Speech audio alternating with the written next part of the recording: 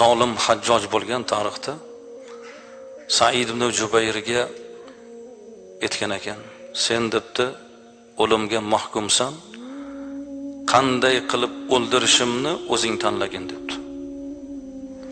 Said ibn Jubayr aytdilarki, sen ham dedilar, qiyomatda mening oldimda qanday qilib sendan qasos olishligimni tanlagin degan ekanlar.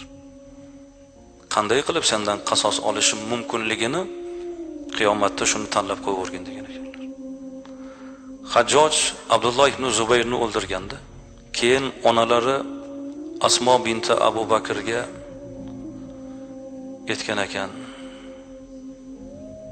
o'g'lingiz o'ldi, nima deysiz deganda, jabr ko'rgan ona aytgan ekan, sen meni o'g'limni hayotini